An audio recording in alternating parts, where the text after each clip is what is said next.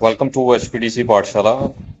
और आज हम बात करेंगे कि अगर हमारे डाई के फेस पे, ओके, डाई के फेस पे या उनके डाई के गाइड पिलर पे जो है, अगर फ्लैश अगर आ जाती है, इवन 1 mm की भी अगर फ्लैश आती है, तो क्या दिक्कतें हमारी मशीन के अंदर में, क्या अगर हमारी डाई डैमेज हो सकती है या फिर हमारे टाई बार डैमेज हो सकते हैं।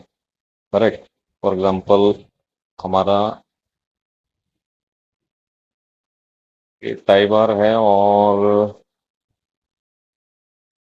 ये नीचे का टाई बार है। ओके, ठीक है। और यहाँ पे ये हमारा मूविंग का प्लेटन है और ये हमारा फिक्स का प्लेटन है। करेक्ट। तो इसके बीच में यहाँ पे ये मूविंग की डाई है और यहाँ पे ये फिक्स की डाई है। करेक्ट। तो मैं बात कर रहा हूँ कि अगर मूविंग के इस फेस पे या फिर इस फेस पे अगर फ्लैश आ जाए, इवन 1 mm की भी फ्लैश अगर आ जाए, तो क्या हमारी डाई डैमेज हो सकती है या फिर क्या हमारी मशीन के टाई बार के अंदर में या मशीन के प्लेटन के अंदर में कोई परमानेंट डिफॉर्मेशन जो है वो आ सकता है।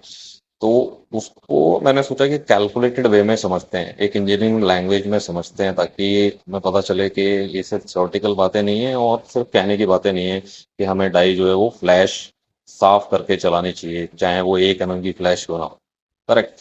तो इसको समझने के लिए पहले हम क्या करते हैं, एक मशीन है उसका एग्जांपल लेते हैं जिसका टाई बार की जो लेंथ है, ओके, ये जो लेंथ है ना टाई बार की, ये हम मान लेते हैं कि ये है हमारी 3657 mm। ओके। और टाई बार लेंथ और टाई बार का डायमीटर जो है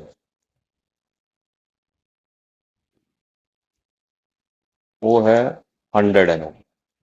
करेक्ट।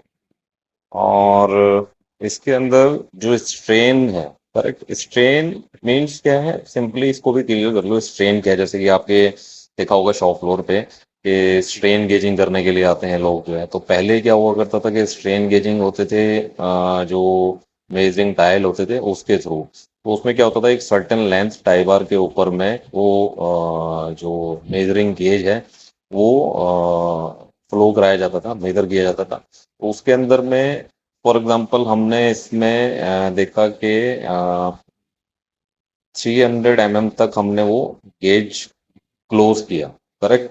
डाई क्लोज करने के बाद में जब हमने मूविंग और फिक्स दोनों क्लोज कर दिए, उसके बाद में हमने ये 300 mm इस टाई बार के ऊपर में ये गेज को हमने मूव किया, पपी डायल जिसको बोलते हैं। करेक्ट। उसके अंदर में हमने देखा कि 300 मूव कराने के बाद में उसमें जो चेंजेस आए वो 0.00 5 mm जो है वो पपी डायल जो है वो मूव हुआ। ओ सॉरी, 0.005 नहीं, 0.01 या फिर 0.1 या फिर 1 mm जितना भी हुआ। तो इसमें जो स्ट्रेन की मैं बात कर रहा हूँ, करेक्ट, स्ट्रेन का जो फॉर्मूला जो होता था वो होता था हमारा चेंज इन लेंथ अपॉन में टोटल मेजरिंग लेंथ। करेक्ट। तो इस केस में, इस एग्जांपल में स्ट्रेन जो है हमारे पास फॉर एग्जांपल 0.005 mm है। करेक्ट। और एक और चीज है जो आपको नोट करनी चाहिए, जिस स्टील का टाई बार बना होता है, करेक्ट, उसका यंग मॉडुलस जो वैल्यू होती है उसकी, वो होती है 3000000। करेक्ट। और इसकी यूनिट जो होती है पाउंड पर इंच स्क्वायर। करेक्ट। तो ये वैल्यूज हैं, ये एग्जांपल है हमारे पास में। तो इसका हम लोग क्या करते हैं, इसका हम लोग देखते हैं कि इस टाई बार पे इस कंडीशन में कितना लोड जो है आएगा। और यही मेथड यूज किया जाता था हमारा स्ट्रेन गेजिंग करने के लिए कि ठीक है। और इससे हम प्रेडिक्ट कर सकते हैं डाई क्लोज करने के बाद में, किसी भी डाई को लोड करने के बाद में, कि सिंगल टाई बार पे जिसके ऊपर भी हम ये मेजरमेंट करेंगे उस टाई बार पे उस समय लोड कितना है। करेक्ट। तो हम लोग चेक कर सकते हैं, इसको मेजर कर सकते हैं, कैलकुलेट कर सकते हैं। इसका फॉर्मूला होता है सिंपल, एफ इजिकल टू यानी कि load, okay, is equal to strain multiply by tie bar cross section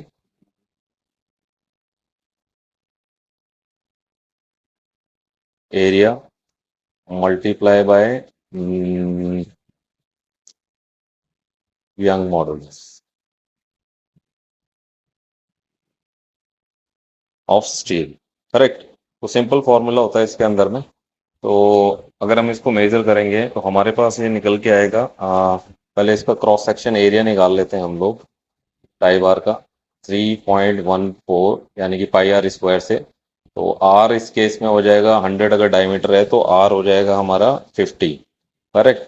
तो पाई आर स्क्वायर हम करेंगे तो 50 × 50, तो ये आएगा हमारा 7850। Correct, mm²। ओके। और अगर हम लोग स्ट्रेन अगर निकालेंगे तो हमारा टोटल टाई बार का जो लेंथ है वो हमारा है इसके अंदर में 3657। करेक्ट। बट हमें स्ट्रेन दिया हुआ है 0.005, स्ट्रेन 0.005। करेक्ट। स्ट्रेन की कोई यूनिट नहीं होती, पर फिर भी आपको समझने के लिए मैं बता दूं, mm/mm। ओके। और जैसे मैंने बताया स्ट्रेन जो है मेजर कर सकते हो आप। और बट मैं ये मान लेता हूँ कि इसके अंदर में ये स्ट्रेन की वैल्यू दी हुई है और यंग मॉड्यूलस की वैल्यू हमने पहले ही कैलकुलेट, पहले ही लिखी हुई है इसके अंदर, वो कांस्टेंट वैल्यू होती है। करेक्ट। तो आपने यहाँ पे देखी ये, इसको अगर हम लोग इस फॉर्मूले के अंदर में अगर लगाएं, करेक्ट, तो क्या हमें मिलेगा।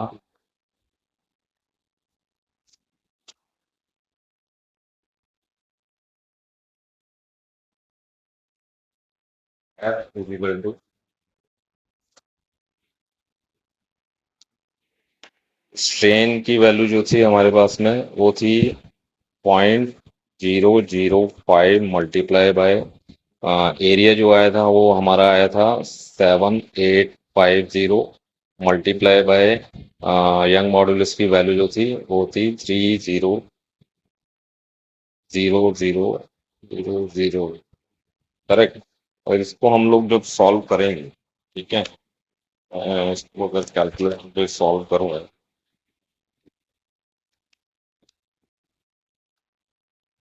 तो, अच्छा, जैसे मैंने बताया एक चीज और है इसमें जो हमें करेक्ट करनी है, और आप लोग भी ध्यान रखना है कि यंग मॉडुलस जो था वो था पाउंड पर इंच स्क्वायर में। करेक्ट। और बाकी सारी वैल्यू जो है हमारी वो एमएम में है, तो इसको पाउंड पर इंच स्क्वायर से पाउंड पर एमएम स्क्वायर में कन्वर्ट कर लेते हैं। करेक्ट। तो ये हो जाएगा 0.005 multiply by 7850 multiply by 4646,500.09। Correct. तो अभी अब इसको सॉल्व करेंगे हम लोग, तो 0.005 मल्टीप्लाई बाय 7850, आप भी कैलकुलेट करके देख लो साथ में, क्योंकि मैं तो लाइव ही कैलकुलेट कर रहा हूँ अपने मोबाइल पे, तो आप भी करके देख लो, चेक भी हो जाएगा। ठीक है, प्रैक्टिस भी हो जाएगी आपको। 46,500, तो ये आएगा 182,512.5। करेक्ट। और इसकी जो वैल्यू आएगी वो आएगी हमारी पाउंड में। ठीक है, पाउंड में। अब इस पाउंड को हमें न्यूटन में कन्वर्ट करना है। करेक्ट। इसको न्यूटन में कन्वर्ट करना है हमें। तो न्यूटन में कन्वर्ट करने के लिए क्या होता है कि सिंपली इसको 4.4 से 4.44 से मल्टीप्लाई करेंगे तो ये न्यूटन में कन्वर्ट हो जाएगा। तो आप मल्टीप्लाई करके देखें क्या आता है। 4.44, तो ये आएगा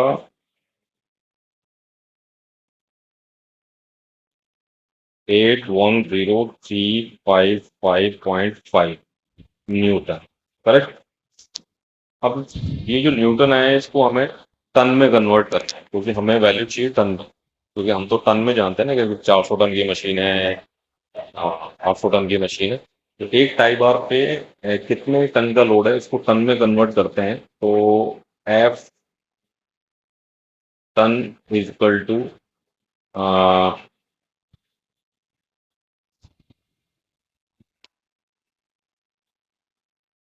810355.5 अपॉन वैल्यू है हमारी 9806.65।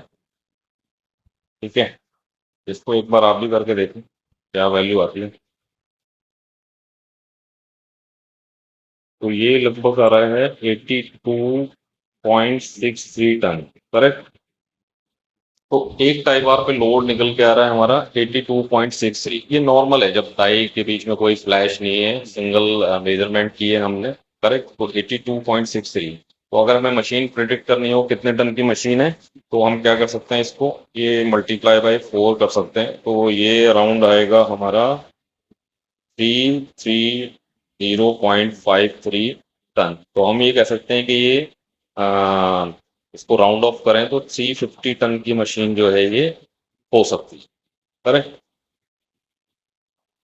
अब इसको मुझे अब ये चेक करना है इसमें कि 1 mm की फ्लैश अगर आती है। करेक्ट। 1 mm की फ्लैश अगर इसमें आती है तो फिर क्या इसके अंदर में चेंजेस जो है ना वो हो सकते हैं। करेक्ट। उसके लिए पहले क्या करना पड़ेगा कि देखो, नॉर्मल फ्लैश, नॉर्मल स्ट्रेन हमें मालूम, नॉर्मल स्ट्रेन हमें मालूम है जो हमें दी हुई है कि अगर इसमें कोई फ्लैश नहीं है तो इसमें जो स्ट्रेन है इस मशीन पे, इस टाई बार के लिए, वो 0.005। करेक्ट। बट अब मैं ये कह रहा हूँ कि अब इस डाई के अंदर में कहीं से किसी भी कॉर्नर पे जो है 1 mm की फ्लैश है, उससे क्या इम्पैक्ट आएगा और उसको नंबर में समझते हैं। कहने को तो हम ये कह ही सकते हैं कि थ्योरेटिकली कि वो टाई बार पे लोड आएगा और जिससे वो टाई बार टूट सकता है। या फिर ये भी कह सकते हैं कि वो जब लोड आएगा तो जिससे उस कॉर्नर पे टाई की वजह से प्लेटन के अंदर परमानेंट डिफॉर्मेशन जो है वो हो सकता है। करेक्ट। तो नंबर में समझते हैं इसको कि कितना लोड आएगा, क्या ज्यादा सीरियस है या फिर ज्यादा फर्क होता है। ठीक है, उसको नंबर में समझते हैं। तो अब मेरे को इसके अंदर स्ट्रेन जो है ना वो चेक करने हैं ड्यू टू द फ्लैश। ठीक है। तो मैं ये लिख लेता हूँ ड्यू टू द फ्लैश जो है स्ट्रेन चेक करने के लिए कि flash thickness upon tie bar length. Tie bar length. Flash की थिकनेस मैंने जैसे बताया आपको 1 mm है। और टाई बार की लेंथ जैसे मैंने शुरू शुरू में लिखवाया था आपको, टाई बार की लेंथ है यहाँ पे, कहाँ गया, 3657 mm। ये टाई बार की लेंथ मैंने लिखाई। 3657 अगर मैं करूँगा इसमें अपॉन में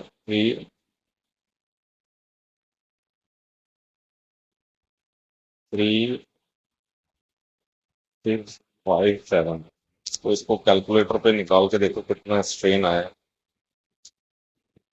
1/3657, तो ये आया है लगभग 0.002। करेक्ट। तो अब हमारे पास जो थिकनेस, जो स्ट्रेन इसके अंदर जनरेट हुई है वो 0.002। करेक्ट। तो अभी मैं क्या करूंगा इसके अंदर में कि इसकी वजह से जो आपको लोड के अंदर जो वेरिएशन आया है वो बस चेक करूंगा। तो टोटल स्ट्रेन कितनी हो गई हमारी, टोटल स्ट्रेन, टोटल स्ट्रेन हो गई नॉर्मल स्ट्रेन और due to the flash strain. पहले थी हमारी 0.005 प्लस में 0.002, तो टोटल हो गई हमारी 0.007। ठीक है, तो कहने को तो नंबर्स में तो अभी दिख रहा है कि 0.007 यानी कि 0.002 ही तो इंक्रीज हुई है, इससे इतनी बड़ी क्या बात होगी। ठीक है, इसको अभी टाई बार पे क्या फर्क पड़ने वाला है, उस टाई बार पे जिस टाई बार की तरफ ये फ्लैश जो आएगी डाई के अंदर में, वो समझते हैं। तो इसके लिए सिंपल टाई बार पे फिर से लोड कैलकुलेट करते हैं। मैं इसको लिख लेता हूँ एफ एक्स यानी कि फ्लैश के बाद में। ठीक है, तो इसका फॉर्मूला क्या था, strain multiply by area, tie bar का क्रॉस सेक्शनल एरिया और मॉडुलस ऑफ इलास्टिसिटी। ओके, तो स्ट्रेन हमारी इस बार हो गई 0.007 मल्टीप्लाई बाय एरिया, एरिया कितना था हमारा 7850।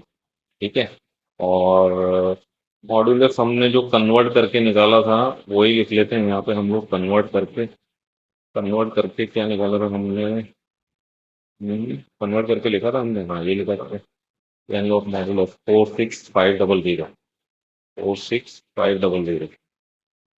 यहाँ पे लिख लेते हैं 46500। करेक्ट, उसको कैलकुलेट करो जरा क्या हो गया। 0.007 मल्टीप्लाई 7850 मल्टीप्लाई 46500। तो ये जो आया है मेरा, आप भी बताना आपका भी इतना ही आएगा, 45517.5। करेक्ट, तो ये किस में आया है, मैंने जैसे पहले बताया था ये पाउंड में आया है। अभी इसको न्यूटन में कन्वर्ट करते हैं, तो न्यूटन में कन्वर्ट करने के लिए क्या करना पड़ेगा, इसको सिंपली 25517.5 मल्टीप्लाई बाय 4.44 से मल्टीप्लाई कर दो इसमें 4.44, तो ये वैल्यू आएगी निकल के 1134497.7 न्यूटन। अब कुछ नहीं करना है, बस इसको टन में कन्वर्ट कर लेते हैं। तो टन में कन्वर्ट करने के लिए इसको क्या करेंगे, 1134497.7 डिवाइडेड बाय हमारा 9806.65। ये कुछ नहीं है, सिर्फ कन्वर्जन यूनिट है। ठीक है, इतना लोड लेने की जरूरत नहीं, बस ड्राइवर का लोड निकालना है।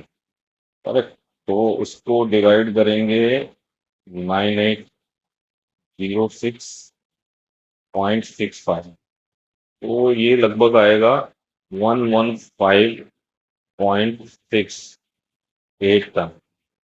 करेक्ट, तो ये आप देख सकते हो पहले कितना था, 82 टन नॉर्मल कंडीशन में। ठीक है, और अभी कितना हो गया, 115 टन। तो कितना टन बढ़ गया ये, माइनस करके देख लो 82, यानी कि 33.68 टन जो है वो इंक्रीज हो गया सिर्फ इसकी वजह से, 1 mm फ्लैश की वजह से। करेक्ट, कितना परसेंट हो गया, मतलब actual normal tie bar load के कंपैरिजन में अगर आप देखोगे तो ये कितना हो गया, 41% इंक्रीज हो गया इस टाई बार पे लोड।